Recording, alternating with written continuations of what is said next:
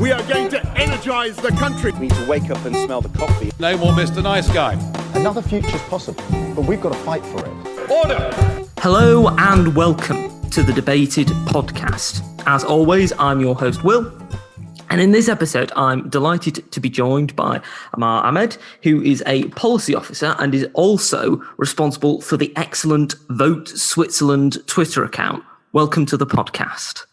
Thank you for having me, and thanks for the wonderful praise that you have for my 2 weeks old account. Well, it's a very interesting account. And the first question that I'd like to ask you is, what made you become interested in Switzerland and Swiss politics? Well, I guess it started with my education itself. So I graduated last year from the University of Manchester, and I obtained a master's in political science, governance, and public policy. So the key kind of focus of the degree was public institutions, you know, how they are developed, what their history says about them, and how it guides them to operate. And when you look at the political institutions of any country, they are very much informed by their past. They're quite reactionary to their history. Yeah. It says a lot about where they've come from. So, personally, I'm quite interested in European politics as well as British politics from where I'm based. And I guess my first kind of interaction with Switzerland was that I noticed that there's a massive gaping hole in the middle of the European Union. There's this small nation that is geographically right at the center of Europe, or outside of the European Union. And so I had a few questions. I thought, let me have a look at the key institutions. And what I found was that Switzerland had a very unique system, and it wasn't something that was quite well known. There's not much about Switzerland, I think. I think there's quite a lot of people who are interested in politics and political systems outside of their domestic politics and outside of perhaps the United States, for the reason being that it's the current world power. Not many people know about the tiny mountainous state of Switzerland. So one day I thought, Switzerland is really interesting. There's not much information about Switzerland. Why not create an account dedicated to covering Swiss politics and perhaps educate some people who are interested in general global politics? And as you say, Switzerland is very much an interesting nation within the concept of Europe and the European Union. And I'd like to explore the form that the Swiss government takes, because it's quite an interesting mixture. You have a national council, a council of states, and a federal council. Could you explain to the listeners what those different parts of the Swiss state do and how they differ? Okay, so I guess one key theme when it comes to these institutions is the concept of power sharing. Within Switzerland, the way their institutions are built up is to share power. So firstly, it is a highly federalized state. Even though Switzerland is referred as the Confederation of Switzerland, it actually is a federation. So it shares power at the legislative level, from the federal to the cantonal, which is the Swiss version of a state, such as New York or Texas. So at the federal level, you have the legislature, which is the Federal Assembly. So the Federal Assembly is split into two chambers.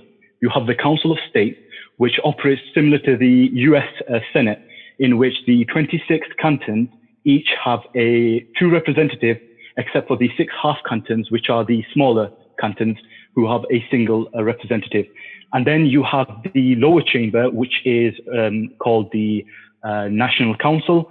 The National Council has 200 members, and its seats are distributed amongst the cantons by population density. So, for example, a canton such as Zurich would have 35 seats, and a canton such as St. Gallen, and I'm sorry to any listeners from St. Gallen who would probably be quite annoyed that I might have pronounced their canton wrong, but they would have 12 seats. So that's the basic layout of the two houses. And now the two houses have quite a number of unique characteristics. So they're elected on 4-year terms So the previous election, a federal election that took place in Switzerland, took place in 2019, and the next one is scheduled to take part in 2023. Now, first thing to know about the MPs themselves are generally over history, but less as we get to 2019 and 2020, is that the MPs work on a part-time basis. So there are 4 legislative kind of sessions throughout a year. So you'll have the spring session, the summer session, the autumn, and then the winter. So currently, the MPs are sitting the winter sessions and debating the current laws and etc. And usually MPs will also have other jobs to which they will get to when the sessions are not on within the Federal Assembly. That's less the case as time went on, as the role of a politician became more professionalized in Switzerland. But the second kind of key aspect of the Federal Assembly, the 2 chambers and the duty that they perform, is that they confirm the executive. Now, like their German counterpart, the Federal Assembly, also known as the Bundesversammlung, and again, if I butchered it, I completely apologize to German speakers, is that they choose the president or the head of state. However, when it comes to Switzerland, they do not elect one person, they elect 7 different people. They share the role of head of state, and they sit on what is known as the Federal Council. Separate to the National Council, the Federal Council, so each of the 7 members have a specific portfolio. So you will have one that has a competency within finance, another one in foreign affairs. So similar to a usual cabinet government. The difference when it comes to the Federal Council is that they practice a specific Latin phrase, which I will not butcher, in which each member has an equal rank and status to one another. There is no form of hierarchy within that 7-member executive body, and each works in a way in which they work to find consensus, and once a decision has been made, they speak in one voice. Now, there is the title of President of the Swiss Confederation. However, that's mainly a ceremonial title. It has 1-year terms, and the Federal Assembly chooses one of the 7 members from the Federal Council to hold the title for that year. And then after the 1-year term is up, that title gets passed on to the nominated vice president, who is also one of the 7 members of the council. Now, because it's 1-year terms, you can imagine that there are probably members of the Federal Council who have served the title of the Swiss Federal Presidency twice. So, for example, one of the longest current reigning members of the Federal Council is an SVP, which is the Swiss People's Party politician, Mr. Murer, who has served twice as Swiss president. And the Swiss president represents Switzerland on the international stage when it requires, and also chairs the meetings of the Federal Council. So the Federal Council is very much the executive body, and it exists as an executive body in which power is distributed amongst 7 different candidates. Now, I think one very interesting aspect of the way that the governing system in Switzerland works is that the parties of Switzerland, there is the Swiss People's Party, which is a national conservative populist agrarian party. They are the current largest political party when it comes to representation in the federal level. There is the SP, the Social Democratic Party, who are the centre-left party. You also have the Christian Democrats. You have the Liberals as well. And they generally are the 4 biggest parties in Switzerland. You also have some smaller parties. So you have the Greens, and you also have the GLP, which is the Green Liberals. So they're a party that focuses on green issues mixed with a liberal economic outlook. Now, so the way that the Swiss system has operated for decades is that it exists within a grand coalition. So the 4 main parties, the Social Democrats, the Christian Democrats, the Liberals, and the Swiss People's Parties, representing voters from the centre-left all the way to the right wing of the political spectrum, exist in a kind of permanent coalition. So the way that this operates is that each so the 7 seats are distributed amongst all 4 parties. So the 3 largest parties in terms of popular support take 2 seats on the Federal Council, and the 4th largest takes the 7th seat. And it's parts of it is kind of defined within the Constitution, and other parts of it is kind of a formal agreement. So what happens is the legislature, the Federal Assembly, comes together and they basically nominate or they vote on a candidate to take one of the 7 seats. Usually, because of the way it operates within Switzerland, most members of the Federal Council runs for more than one term. And this term corresponds at the same with the legislative term of the Federal Assembly. The 4 parties will nominate 1 or 2 candidates depending on their party strength, and usually all the MPs and the politicians from the 4 main parties will agree to that individual taking one of the 7 seats. So as I stated earlier, one of the themes is this sharing of power. What we find is that there's a sharing of power on the executive level between 4 parties with very different political outlooks, I must say. And I think that's one of the very unique things about Switzerland, is that it's shared power like this amongst such different political actors for decades. Now, one of the other things that is particularly unusual and interesting for someone who isn't Swiss about Swiss politics is the amount of referendums that they have. It's much more usual in Switzerland to have referendums than, say, for example, in the UK. Now, why does Switzerland have so many referendums, and how effective do you think the referendums in Switzerland are at resolving issues? I think so if you do look and explore at the Swiss institutions, a lot of the Swiss outlook is that it shares responsibility. So that's me just repeating that previous point, but it shares responsibility in the sense that, you have legislative power shared from the federal to the municipal level. Yeah. And that is also shared to the population. This also comes from the fact that the member states were all quite highly have a very proud and long history of independence and power located at the local level. So this in this very federalized state, it ensures that there is not a top-heavy relationship between the citizens and the politicians that sit right at the top. Now, I think a key misconception when it comes to Switzerland is people refer to it as a direct democracy. That's not the case, considering the fact that, as we've explored, they elect members of parliament to represent them on the Federal Assembly. But the Swiss Constitution allows Swiss citizens and Swiss voters to have a great say on the way that legislation works and initiatives that are enacted on these 3 different levels. So if a Swiss citizen or is it a group of citizens want to challenge a specific legislation that has been passed by, let's say, the Federal Assembly, there are requirements to which they will need to get a certain amount of signatures by a certain amount of time. Once those preconditions are met, then irregardless to whether the legislator itself does not want to hold a referendum on that specific topic area or legislation, etc., within the Constitution, they are mandated to hold those a referendum on that issue. So they could either vote down a specific law or suggest a new initiative for the federal, municipal, or cantonal governments to take hold.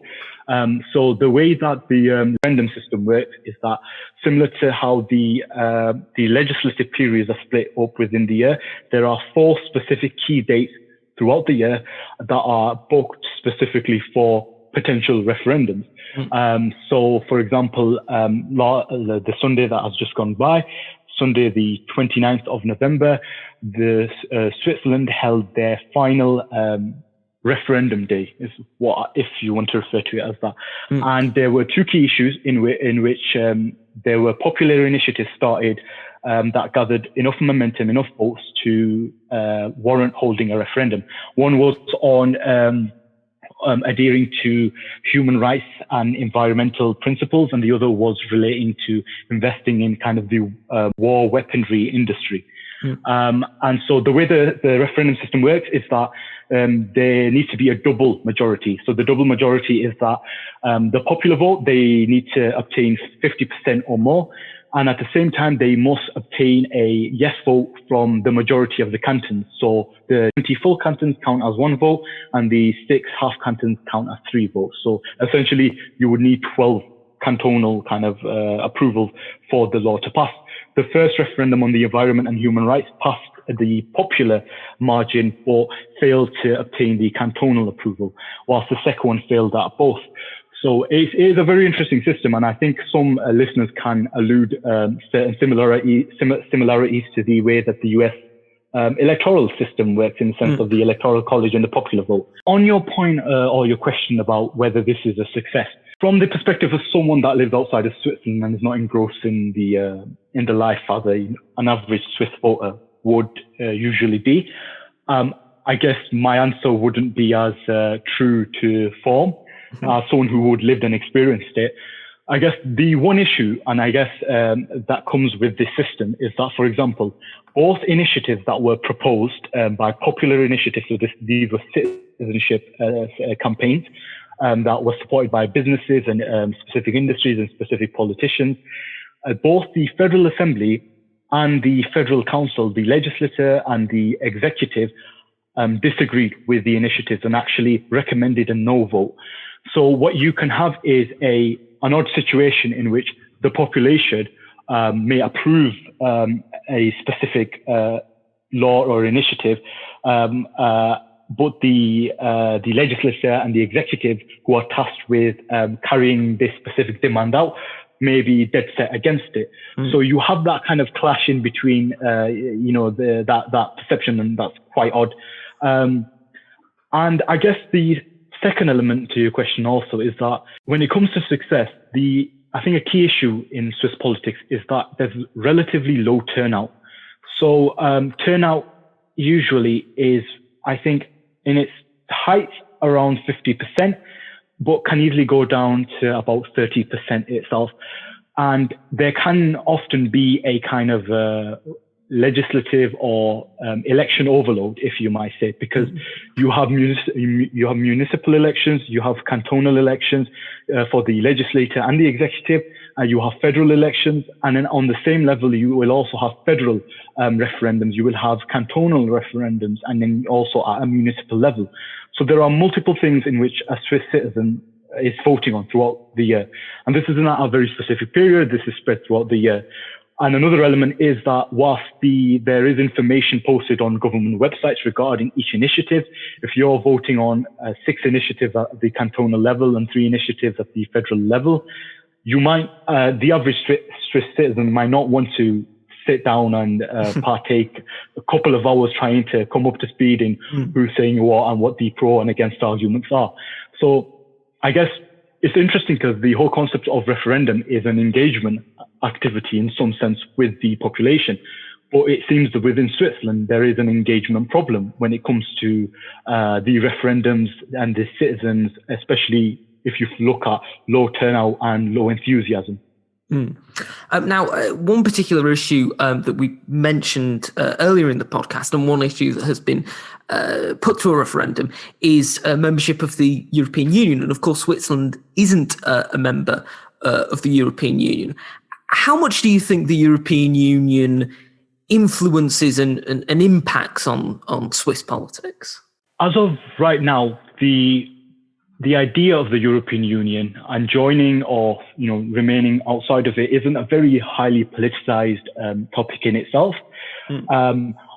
There are parties who support the current bilateral agreements, such as the Green Party and the Social Democratic Party, whilst the Swiss People's Party, the right-wing party, favors a more distant approach. And it was SVP politicians who started the ball rolling on the referendum that was held earlier in the year regarding their current constitutional relationship with the European Union. The way that the Swiss system works and the way that it's broken up within cantons and municipalities, I don't think the EU is a big contentious issue, whilst there might be certain points around migration, certain points of contention, etc. I think generally their current relationship isn't something that generates a lot of the political kind of communications, especially currently due to the current COVID situation within Switzerland. But I think so far, this Swiss citizens, most political parties and the legislators are quite happy with the current relationship that exists between the European Union and the Confederation of Switzerland.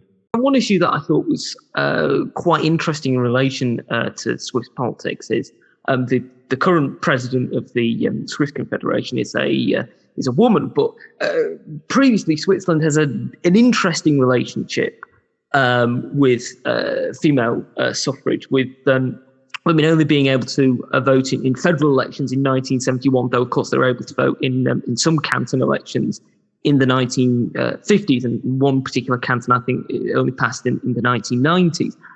Why do you think that Switzerland took quite a bit in comparison with some other European countries to pass female suffrage, and what impact do you think that has had, not just on Swiss history, but on Swiss politics? I guess, firstly, the lack of representation of women for such a long period, especially in voting, most definitely would have quite a big impact on the way that laws and choices are made on the three different levels.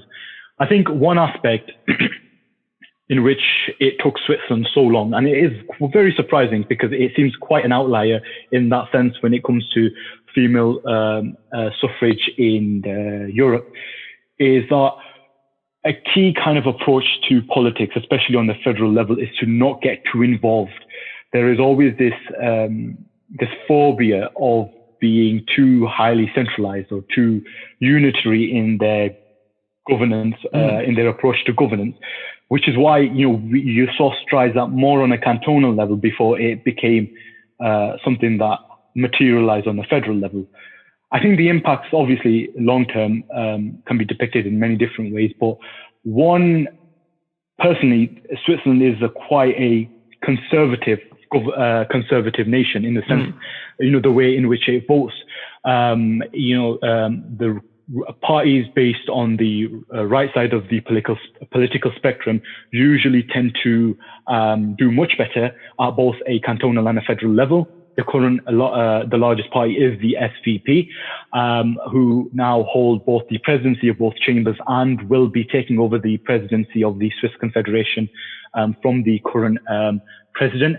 And also, there's a kind of a rich history between religion and the state, in a sense that you have three parties that reference, the religious element is quite strongly reflected within the Christian Democrats, the Conservative Democrats, and the Evangelical People's Party. So the impact of the system and currently on and how long it took for Swiss female voters to get the vote could really only be communicated by someone who has lived through that period and currently can see the impacts of it. But what we can gather from Switzerland is it's a very conservative style country. It very much doesn't like to meddle within its governance structures and likes to leave a lot of competencies to the state level. And I guess one thing that really did push female suffrage was the fact that they were quite late to the game. And by that point, there would have been quite great pressure to push forward the suffrage. And also the referendum system as well. So as I mentioned, you need a double majority. So the kind of cantonal system in there that's reflected in the Council of States, and also in a referendum in which you need a majority of cantons, will usually almost always favour the conservative side of Switzerland. And so more progressive, more or left-leaning politics usually would struggle in a system that favours more conservative outlook to political and social life.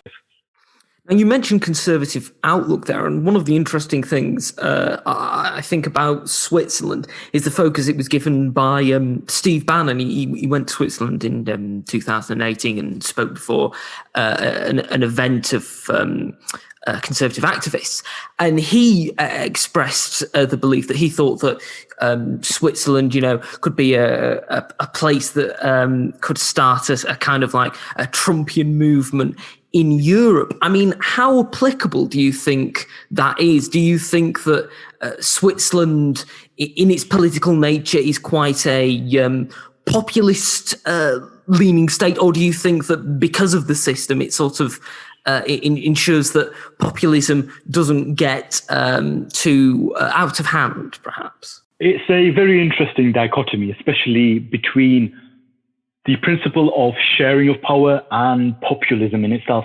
There are many touch points and aspects of the way the Swiss system works that easily could promote populist politics, and there are a number of populist politicians that are currently very prominent within the Swiss political life. But the consensus building and the sharing of power usually stems a lot of the populist kind of knee jerks of people coming from a more populist political persuasion. I would completely disagree with Steve Bannon's assessment that Switzerland would be a great place in which a populist movement can start that would light the fires of populism across Europe. Specifically because I think, again, Switzerland exists within a very weird paradigm where it's at the center of Europe, but it also exists outside of the EU. And it speaks to a lot about, I guess the best kind of phrase for it is that Switzerland likes to mind its own business. It's a very inward focus in the sense that it has that quite arm's length relationship with the EU. And that's often how it kind of operates when it comes to European style politics. And the other element is one of the key reasons why individuals like Bannon would speak about the potential of populism in Switzerland is because of the SVP and the success that they have electorally in Switzerland. They have the most representatives on a cantonal level as well as on a federal level. But what he fails to understand is that within that system, especially within the way that the Federal Council works, is that the conservative populists share power with the left-wing social democrats, with the Christian Democrats, etc. So most people would always say that any political party coming into power usually moderates. There's always a small drift towards the center as the realization and responsibilities of power comes into fruition. And that's very much the case in Switzerland. And that's the way that the Swiss system operates, is that it tries to seek consensus and the majority of the people. And I think, they are very an independent-minded nation in its outlook.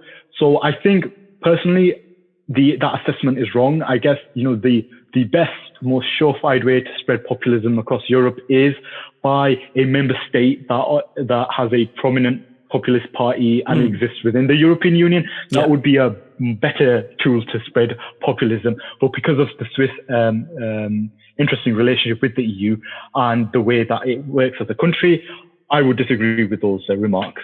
We're coming towards the end of the podcast, Ammaar. It's been fantastic to have you on, and I've got one final question. Now, obviously, because of coronavirus, people haven't been able to travel as much, and hopefully with vaccines coming out, we will be able to resume traveling. So my final question to you is this. If, or hopefully when, you'll be able to spend a day in Switzerland, what sort of places would you go to, and what things would you do if you could spend even just a day in Switzerland? There is this mountain slide. I think the location is called Grindelwald. I have seen many different people who have personally gone there, shared their experience, and have seen images, etc. It is. I would recommend it to almost anyone who visits Switzerland, because it's an amazing attraction. The views, the mountain views, the forests and the valleys is impeccable. And Switzerland overall, I mean, it's a beautiful country. It's very different to a lot of other European countries, very kind of unique in its mountainous and hilly sense. So I would recommend going to Grindelwald, getting onto that mountain slide. Well, hopefully you'll be able to go to Grindelwald very soon. For people who want to find out more about the Twitter account, where should they go? So they should go to Vote Switzerland on Twitter, give us a follow, and we'll keep you up to date with all elections and referendums on a federal and a cantonal level. Excellent. Thank you once again for coming on the podcast. Thank you for having me. Thank you for listening to this episode of the podcast. If you've enjoyed it, you can subscribe to us on iTunes, Spotify, Podbeam, and Amazon Music. You can also follow us on Twitter, @DebatedPodcast, like us on Facebook, Debated Podcast, and if you'd like to get in touch with us, whether about appearing on an episode of the podcast or commenting on an episode that you've listened to, you can do so at thedebatedpodcast@gmail.com. Thank you for listening. I hope you listen to the next one.